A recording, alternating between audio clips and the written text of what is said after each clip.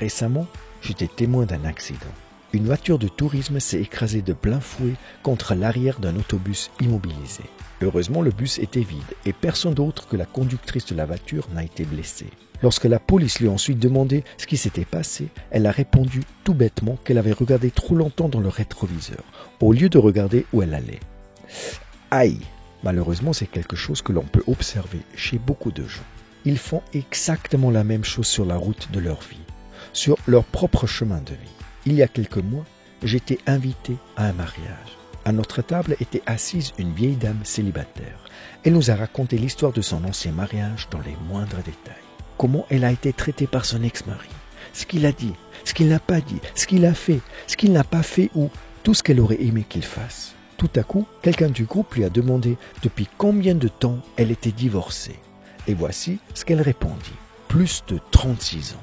Après nous avoir divertis avec la tragédie de son mariage raté, elle se plaignait déjà qu'elle était toujours en train d'attendre l'homme parfait.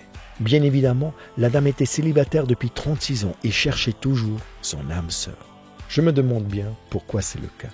Ce soir-là, quelqu'un d'autre cette fois-ci, un homme un peu corpulent qui avait la quarantaine, voulait aussi être le centre d'intérêt. Il nous a raconté en détail son ancienne carrière de footballeur professionnel, ses glorieuses victoires et ses goals décisifs.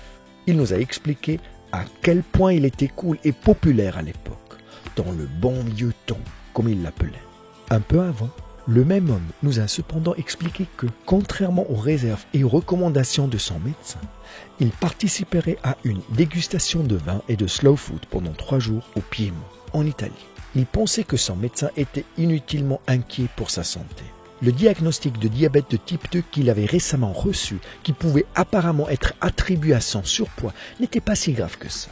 Il nous a également raconté comment il avait été victime de mobbing dans son dernier emploi et que c'était la raison pourquoi il n'avait pas été en mesure de payer la pension alimentaire de son ex-épouse pour leurs enfants depuis plus de 6 mois. Maintenant, écoute-moi très attentivement. Il n'y a rien de pire pour ton avenir que de vivre en permanence dans le passé.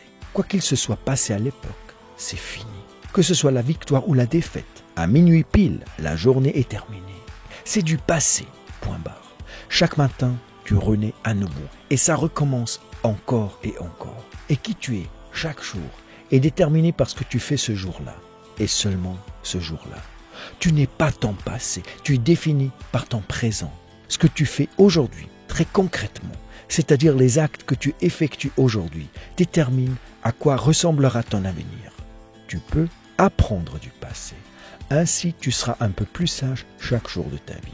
Mais ne laisse pas le passé te dévorer, qu'il devienne ta prison. Si tu regardes en arrière, cherche tes leçons de vie et non pas des excuses. C'est génial de pouvoir faire de grandes choses. Les victoires doivent être célébrées à tout prix et sois fier de ce que tu as accompli. Néanmoins, je te conseille de regarder vers l'avenir. Concentre-toi sur la route et non pas sur ton rétroviseur. Parce que sinon, il pourrait aussi arriver que ta vie s'écrase accidentellement sur un obstacle que tu auras alors complètement négligé. Si tu as aimé cette vidéo, partage-la avec tes amis et abonne-toi à notre chaîne YouTube et à notre page Facebook. Si tu es nouveau parmi nous, bienvenue, tu as trouvé l'endroit où des centaines de personnes se donnent rendez-vous pour ensemble devenir la meilleure version d'eux-mêmes. Alors, si tu n'es pas encore inscrit, rejoins-nous. Maximus Daily est complètement gratuit.